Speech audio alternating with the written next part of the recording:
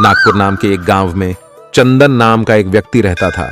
चंदन का स्वभाव अति विनम्र था। अगर कोई उसे उम्र में बड़े रास्ते में मिल जाए तो नमस्ते चंदन। दोनों हाथ जोड़ते थे तो चंदन उनके पैरों में पड़कर नमस्ते बोलता था। अगर चंदन को छोटे मिल जाएं तो नमस्ते अंकल जी। उनके बराबर घुटने टेक कर नमस्ते बोलता था। इस तरह चाहे वह उम्र में छोटा हो या बड़ा, बिना कोई भेदभाव किए सबके साथ विनम्रता से रहता था। चंदन की विनम्रता को देखकर गांव के सभी लोग उसके बारे में बहुत प्रशंसा करते थे। उसका बोलने का तरीका और व्यवहार को देखकर गांव वाले चंदन पर बहुत विश्वास करते थे। चंदन भी उन गांव वालों के विश्वास में कोई कमी नहीं लाया। ऐसे ही चंदन का जीवन बहुत अच्छा चल रहा था। एक दिन मंदिर जाकर वापस आते समय रास्ते में चंदन को एक व्यक्ति दिखा। वह व्यक्ति देखने में तो बहुत अमीर लग रहा था, लेकिन उसका चेहरा डर और कोई समस्या में पड़ा हो जैसे लग रहा था उसे देखकर।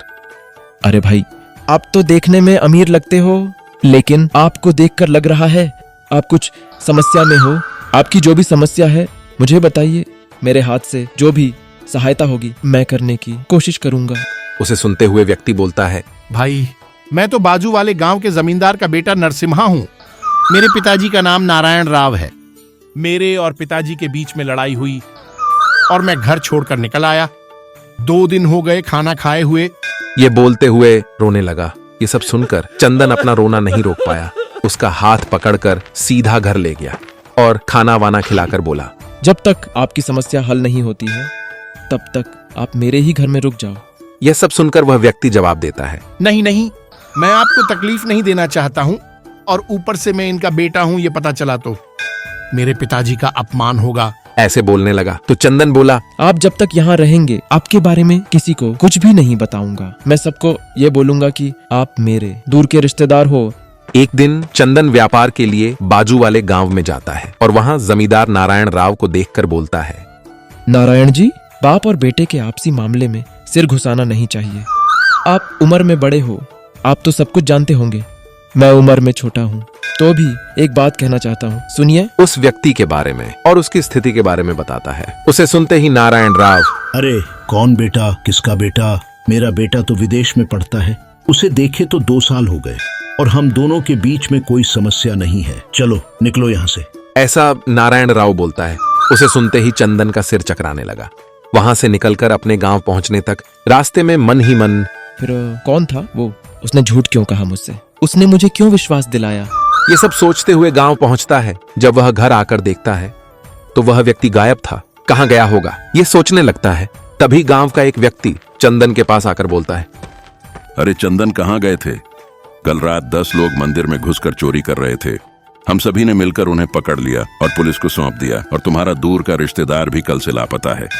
चंदन को यह सब सुनकर समझ में आ गया कि वह व्यक्ति और कोई नहीं, चोर ही था। चंदन के अच्छे गुण, अच्छे स्वभाव और लोगों के मन में विश्वास, इन सभी को ध्यान में रखकर उस व्यक्ति ने चोरी करने का प्लान बनाया होगा। यह एहसास हुआ। उस दिन से चंदन जिस भी नए व्यक्ति से मिलता था उस व्यक्ति का व्यवहार जानकर ही दोस्ती करता था।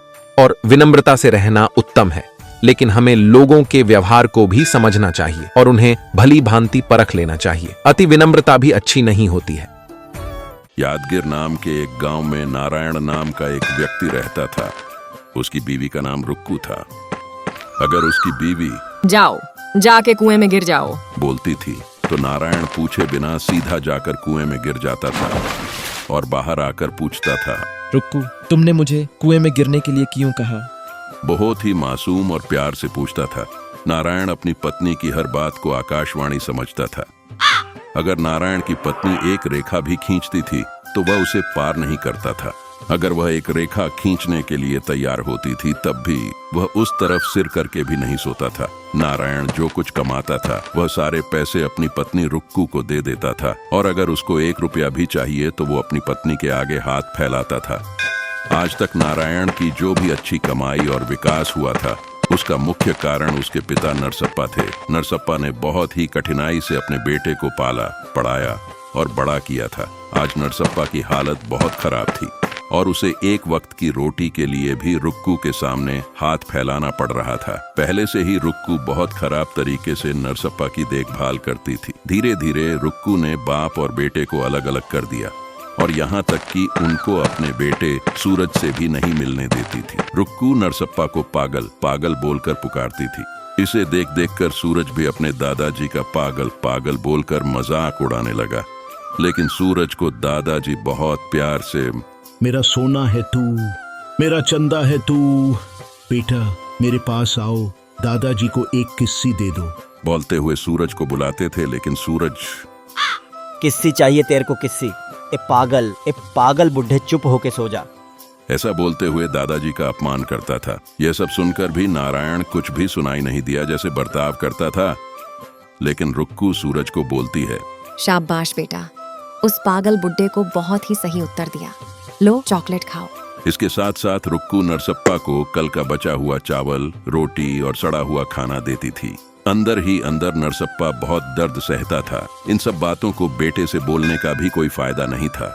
नरसप्पा बहुत रोता था और ऊपर से पोता सूरज भी नरसप्पा का बहुत अपमान करता था। रुक्कू का छोटा भाई अरविंद बेंगलोर में सॉफ्टवेयर का काम करता था। अरविंद की पत्नी बहुत ही अच्छे और नर्म स्वभाव की थी। रुक्कू के पिता रंगैया भी छोटे भाई अरविंद के साथ ही रहते थे। छोटे भाई अरविंद और पिता को देखने के लिए रुक्कू और सूरज दोनों बेंगलोर आते हैं।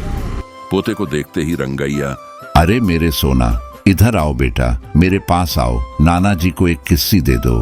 तब सूरज बोलता है, किस्सी चाहिए तेरे को किस्सी, ए पागल बुढ़े चुप होके सो जा। ये बोलकर माँ के पास जाता है। माँ इस पागल बुढ़े को सही उत्तर दिया ना, इसलिए अब मुझे एक चॉकलेट दो। रुक्कू को बहुत ही जोर का झटका लगा।